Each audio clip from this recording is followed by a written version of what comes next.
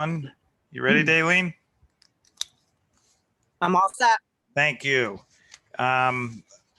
Is somebody recording, or we got an IT guy already taking care of it? Is that you, Mr. Yeah, I Morrow? think we have Anthony. Okay, thanks. So then is there a motion to approve the meeting minutes of April 19th So moved. by Mr. Igneri? Are there any comments, questions, or corrections?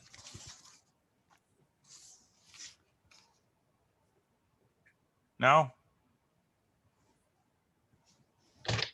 None. I don't hear any. I me found, first. excuse me?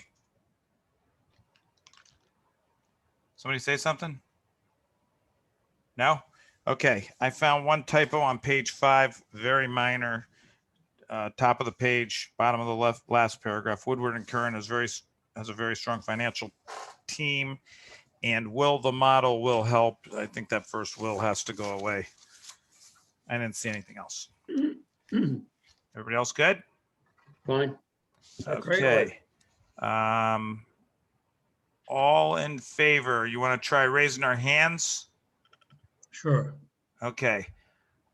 Bovee, Ostafine, Flynn, Igneri, Terranites, Keegan. All in favor. That's unanimous. There is nobody left to oppose or abstain. Darren, can we use the Vulcan symbol too? If you like, sure. Okay, Is thank that a you. Florida thing? That is. Okay, is there a motion to authorize the chairman or vice chairman of the WPCA to execute an agreement with AVD in the amount of $177,500 for the Belden Avenue sewer improvement? Before anybody says anything, Ralph, should we take 3 and 4 together or do them separate? Yes, sir. Do them together? Yes, you can. Okay, and authorize the director of public works to issue orders on contract to AVD for the Belden Avenue improvements, not to exceed $20,000. That's 3 and 4 together. Is there a motion for 3 and 4 together? I so move. By Mr. Flynn. Are any comments or from staff presentation? Yes.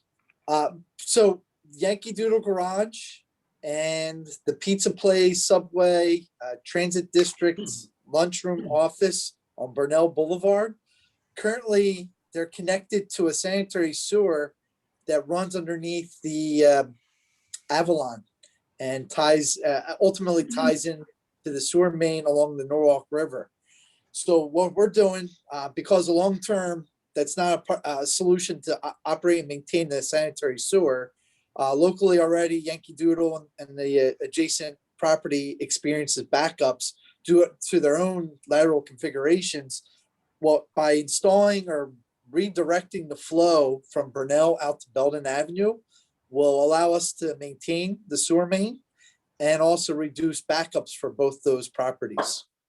So we went out to bid, we received, and there's actually a letter from Wright Pierce in the board package. And then from purchasing, following going out to bid, we received 2 bids.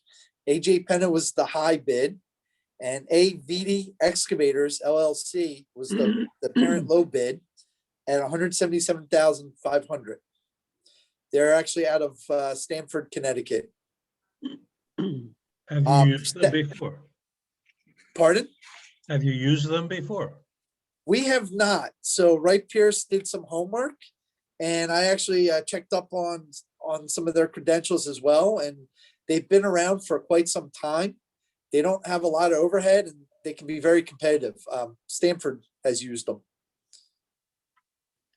I can also say that the town of Darien has used them to replace a bridge, and there was some utility work involved in that. It was a pretty big project.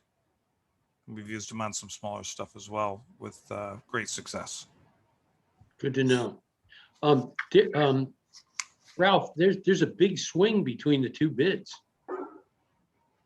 Correct. We asked that question, and what the Penna has a lot more overhead expenses, and where the work is going to be located, it's actually a very a lot of traffic with the transit district. So Penna, I think, put in a little bit higher of a bid. If they got it, they got it.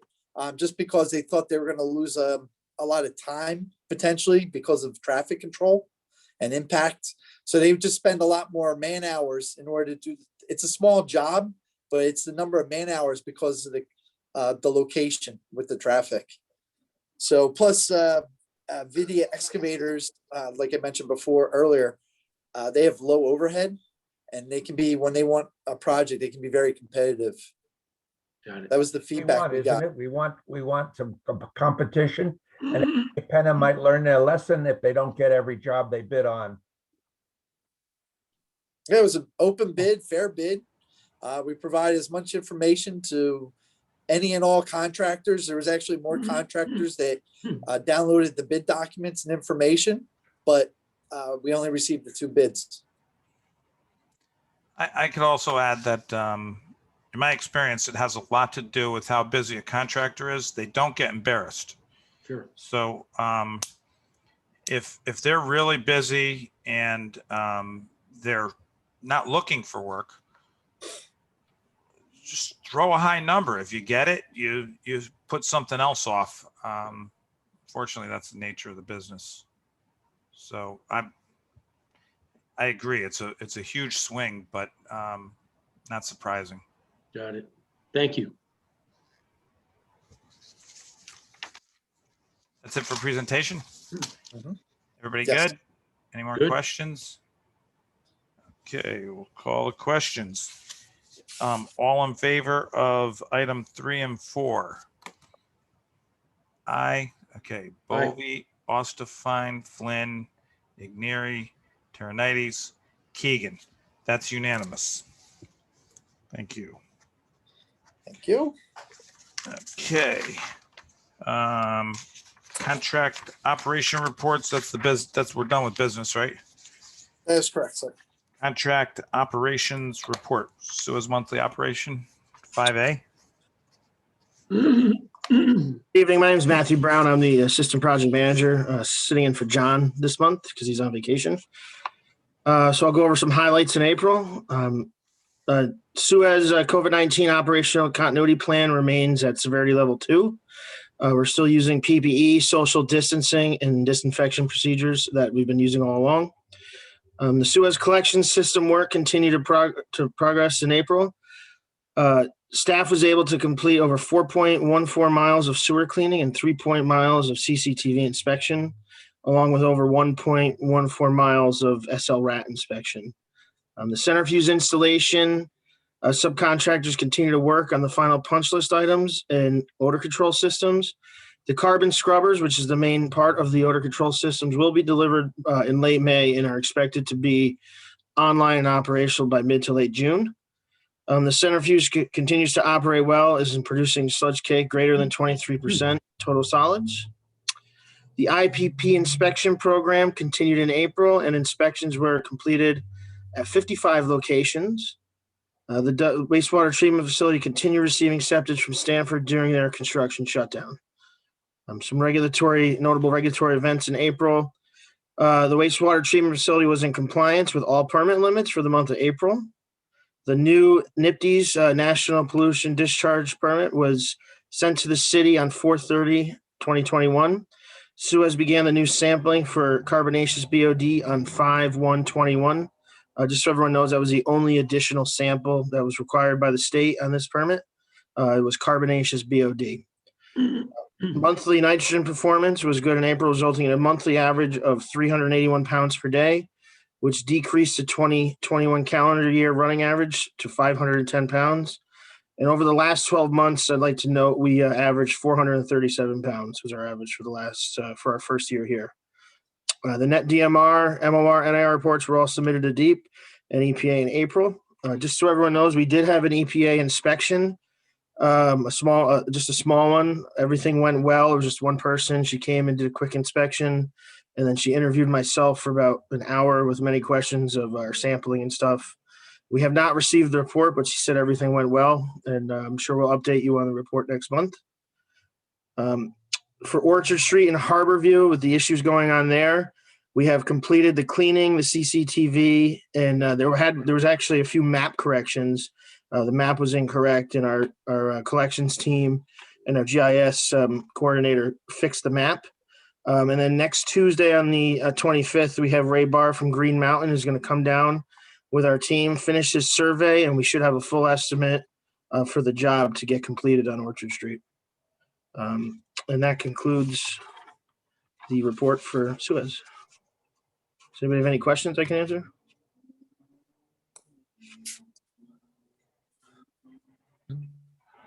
Everybody good?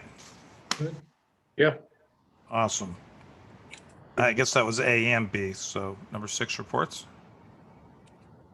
Ralph? All right, item 6A, the monthly munis report is included in the board package. If anybody has any questions. The only comment I have is last month we reported that the Wilton bill went out to them for the annual sewer fee, and we're still waiting for reimbursement.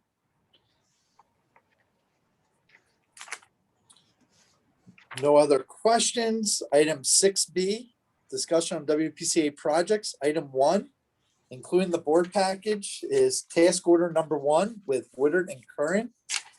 And task order is to develop a financial model. Task order basically describes what the scope of service is going to be, gathering data, reviewing, evaluating existing rates and fee structures, and then model development, and eventually a presentation to the board, both to staff and to the board. Years ago, the WPCA had a financial model via Arcadis. It was very robust. It took in revenues, expenses, capital projects, funding, clean water funding, bonding, everything that typical accounting or financial system will look at for operating budget or an enterprise fund on behalf of the WPCA.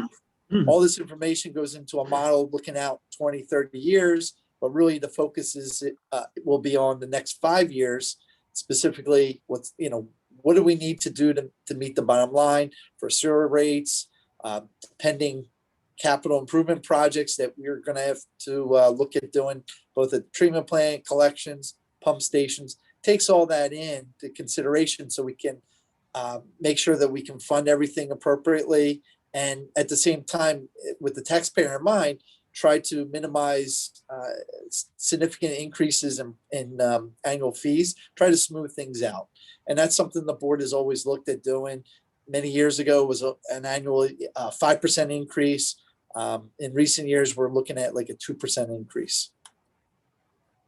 So I'm just, there's no action item or anything by the board. Just want to make the board aware of what we're proceeding with, and if you have any questions. Any questions? All right, no questions. We'll go to the next item. Collection sanitary system rehab, various locations. And I did include a progress status as far as, with lining, what the original scope was, added scope, where we are, what's been completed, and a % completed. So that's for a CIPP lining, for a spot lining, which is just short, like a 5-foot, 10-foot liner, and then any excavation repairs. So for overall CIPP lining, the total project is over 50,000 linear feet of lining. And right now we're at about 78% complete. Spot lining, we're at 80%. And excavation repairs, which are mostly, 5-foot, 10-foot excavation repairs, we're at 65% complete. Typically what happens is that it's on streets that we want to line the sewer main. We just got to do a point repair because the joints are offset or it's a cracked pipe. We fix that section of pipe and then we line from manhole to manhole. So right now, most of the majority of besides Smith Street, which I think Smith Street lining from Wall to Moody's is part of this project, but beyond that, most of the work is in the secondary roads and smaller 8 and 10, 12-inch pipes. So a little bit less impact to the public Smith Street is something that we're coordinating right now with all the stakeholders. We don't have a final schedule yet. We're still working with Green Mountain to finalize the schedule, but we've been working with the mayor's office, TMP, Head of the Harbor, the museum, and a couple of the businesses as well on Wall Street. Any questions on that project? Yeah, I got a question about how we check the effectiveness of the lining program. Do they actually submit pictures, or how do we know that the line, they haven't skipped sections or there are holidays in between sections? Good question, John. So there's video taken of before and after lining. So before we do so that way they can get, identify all the sewer connections, the lateral connections, and also to get a measurement for the liner before they manufacture. Once they go ahead and install the liner, they put a camera in afterwards to make sure that all the connections are open to the various parcels. In addition, we look at to make sure that the liner was cured properly. Sometimes you could end up having a soft spot, and that's one of the things that we look at immediately after. So when they videotape it, they drag the camera through from one section to another? That's correct. Good, okay.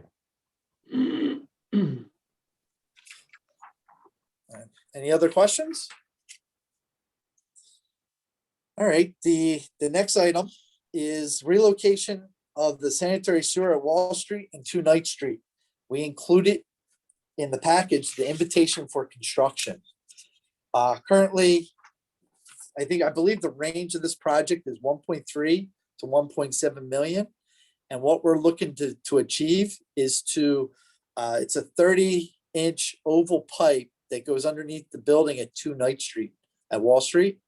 And we're looking to relocate that main interceptor from underneath the building. We have to go through the top of a storm culvert and then tie it into Brook Street. So we're changing the location of where that interceptor discharges on Wall Street because we want to remove it from underneath the building. And then also, once we do that, the next phase will be to abandon the tunnel under Wall Street. And the way I mean by abandon, we're going to fill in the abandoned sanitary sewer interceptor with flowable fill, and then also the space or the void between the sanitary sewer interceptor and the tunnel wall, which is an old storm open channel culvert. So we're going to fill all that void in with flowable fill, which gets into all the crevices and everything. And then we'll provide a solid foundation for the road in future years with any development that Norwalk is planning to do on Wall Street. So that currently is out to bid, and we're receiving bids on June 3rd. So June 1st is the electronic and June 3rd is the hard copy. And that's when bids will be read aloud. Any questions?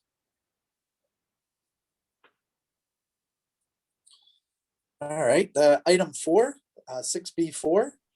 Currently in the collection system, we have 40 flow meters. We're flow monitoring for the last about 6 weeks. We have a couple more weeks to go, collecting data to be used to update our hydraulic model of the collection system.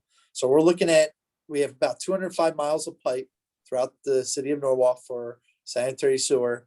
And we have strategically placed 40 flow meters to gather various information on dry weather, wet weather flows, impacts during those wet weather, how the system sees it, impacts on pump stations. All this information will be used to put into our update our hydraulic model, and then also to calibrate that hydraulic model so we can plan for, okay, we have a new development, what's the impact capacity wise, or if we have a 2 inches in 1 hour type of storm event, could be a 50-year, 100-year or greater storm event. What issues do we have capacity wise in the collection system, and utilizing the model along with other information like CCTV, knowing where our major interceptors are. We're going to develop long-term capital improvement projects from all that information gathered. So that work right now is Brown and Caldwell as our collection system consultant, and they're working with flow assessment on gathering all that flow monitoring data currently. Any questions? Item 5, wastewater treatment plant, SCADA upgrade phase 3. Currently, we just got our new screens for SCADA mobile with our phones or smart devices. So 24/7, the Suez management team and myself, along with the chief of public works, we have access to the SCADA anywhere, as long as we have a smart device, and we basically know what the flow is.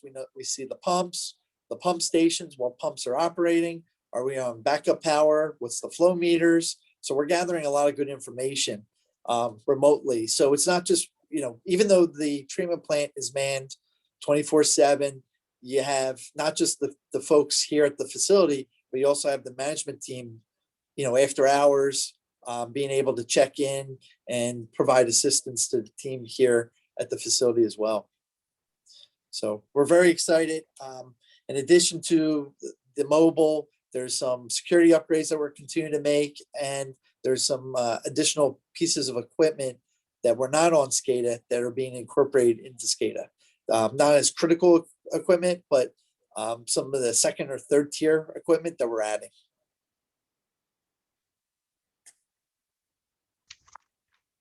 All right. If no questions, we'll go to item 6C. Sewer use bills and appeals to date is $29,907. Item 2 is sewer billing, water consumption. So when we did the operating budget, we anticipated receiving revenues of about 16.9 million for sewer use fees.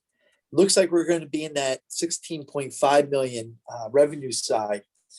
And the reason for the shortfall was because the commercial and mixed use properties, the consumption use is down.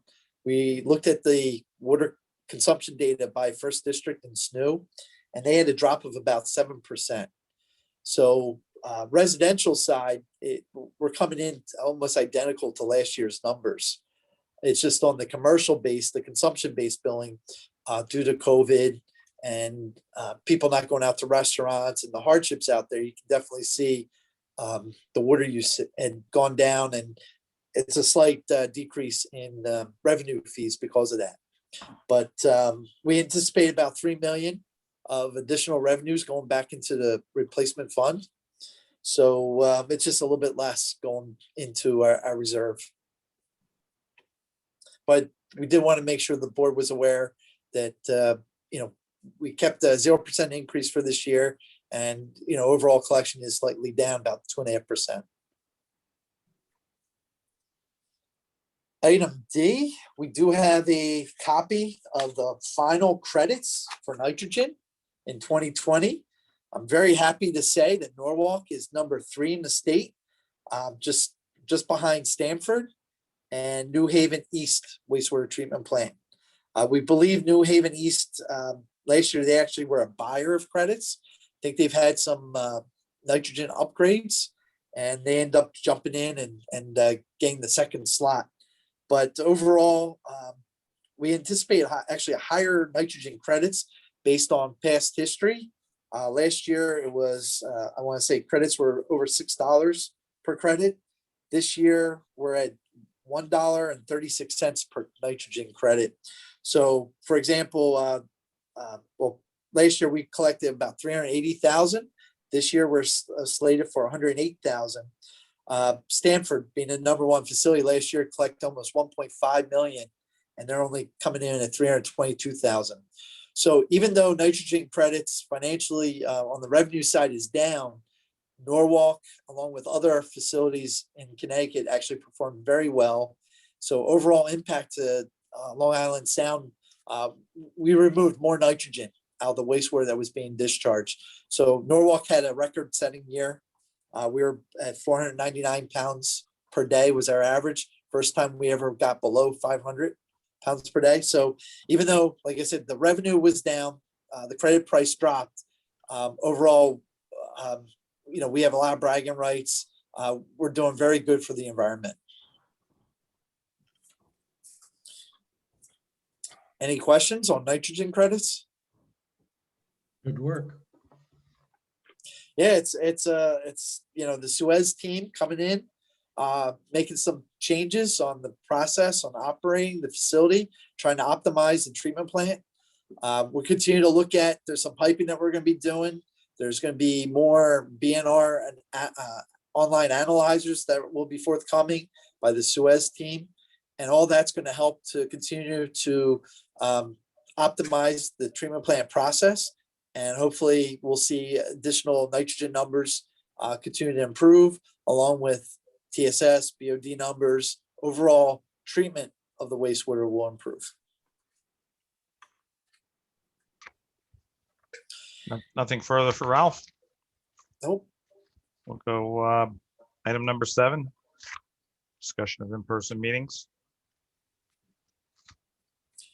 I put this out there to see if the WPCA board is open to start having in-person meetings starting next month. I'm in I'm okay favor of with it. If they're gonna have pizza, I'm for it. I'm okay with it, but You buy your um, loyalty easily. can we do a hybrid model so we don't lose a Bovie in Florida right now? What? We would go back to where people could attend it in person, and we would still have the conference call. Yeah, You can't tie it in. We're also waiting for some guidance from the governor's office relative to hybrid meetings, relative to allowing to meet remotely. We believe that the state legislature will probably approve that. And we also feel that the best meeting would be if some people are feeling uncomfortable, that they can join the meeting remotely, others can join in person. It's gonna require, common sense. If you're in an in-person meeting, if you're not vaccinated, you should let people know you should wear a mask. Hopefully people have all been vaccinated among this group. And if you're vaccinated and you're inside, you should always consider wearing a mask, but you don't really need to anymore. So we're waiting. The ability to hold Zoom meetings was allowed by the governor's executive orders. Now they're looking at a legislative action which would allow them to continue. There's a couple of things in play. Some people don't have access to the technology to join a meeting that's held remotely or held on Zoom. But we also find that more people from the outside tend to watch meetings that are on Zoom because it's more comfortable. They don't have to leave their home. They've been watching Common Council meetings. They've been watching other commission meetings. So I think there's something to be said for both, but it's certainly up to you all here how you want to proceed. in the past, Ralph and other staff members before COVID have said, yeah, you can call in and it counts. You're allowed to vote. You just can't go into executive session. So, Well, you could go into executive session, but the person on the phone could not right, because you don't know who's listening. correct. The other thing is, if you're going to have an executive session for PCA, you have the host have a Zoom meeting, and then when you go into executive session, you get out of that Zoom meeting and go into an executive session that is limited access, and you can do it that way as well. Yes, please join us. We're going to do that tonight. So it's not an action item. We can't vote on it unless we go into new business. But is everybody comfortable with that? To give them staff some guidance? Yes. I mean, if I just take Mr. Bovee aside and Mr. Mayor, who came a little late, we would have still had a quorum in this meeting. But it's not always the case. We're sometimes struggling for a quorum. So if we can have a Bovee in Florida join us remotely, that should solve that problem. I'm okay with having the in-person meeting, but I like the flexibility to join by Zoom or some other system. Should I be traveling and visiting my kids and so forth? I think that's a real plus, being able to come in on Zoom and see everybody and hear what's going on. So I don't know if that's possible. We'll keep everybody updated as to what we learned. I think it'll probably be okay because, as you mentioned before, you could call in. It's just a matter of, is the legislature going to feel that the public has enough access to it or not? So hybrid meetings certainly would be the way to go. But we'll let you know what we find out or what we hear. Sounds like everybody's okay. So Ralph, if you send it out, however you need to send it out, whatever the governor allows. Great. Okay. Thank you, everyone. Is there anybody, before we go into executive session, is there any questions or comments on anything on the agenda or not on the agenda? Anybody have anything? I have a question. Do we have to log out of this and go into a new session? Yeah. Do I have, or we sent the link? Daleen probably sent it to you. I had the same question. I was wondering if I could keep this meeting and then do another one because it takes time to get in and out of these things. Hey, Anthony. Hi. How you gonna? So, Yeah. so just to give you a quick idea of how it would go, I would stay on this webinar and keep it running. All you guys would log out and join the executive session. And then once you are done with the executive session, you would simply click back on this link and join back on the webinar. Okay. Are we coming back on the same link for the executive session? No. Or is it? It's a different? There was different another link link. sent out by the mayor's office last week for the executive session. I got, can I got some- resend the invite for the executive session. yeah, I got an email from Rebecca Kovacs. Right, with a that's the link. same one I got, John. That's it. It went out on May 4th from Rebecca in the mayor's office. I didn't get that. Hey, Anthony, can you just resend that link to them? Will do. Thank you. Okay. Just check mine. Oh, I stand corrected. May 14th. Rebecca. Yeah, I see it here.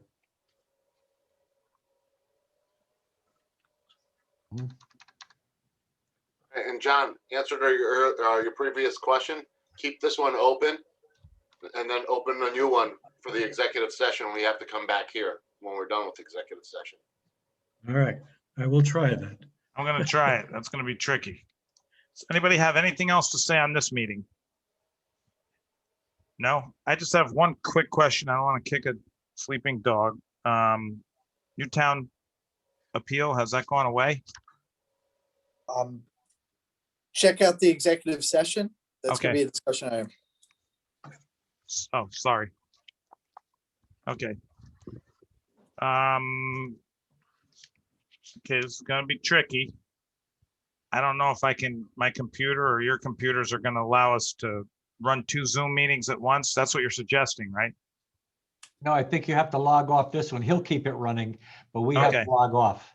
That's Okay. okay. I thought that. So then I will ask for a motion to enter into executive session So moved. by Mr. Igneri. All in favor? Aye. Aye. Ovi, Ostafine, Flynn, Igneri, Terenites, Keegan. Looks like we lost Mr. Mayor, but that's unanimous without the mayor. And it is 6:05. So I'm going to leave this meeting. Take care. I hope to see you in a minute. Thank you. Hi, Daleen.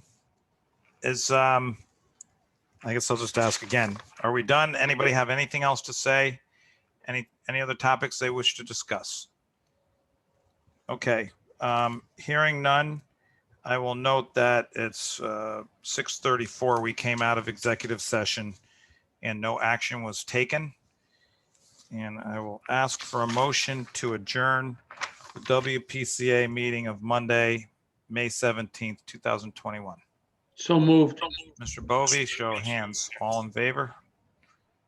That is unanimous. Every hand I can see is up. Thanks, guys.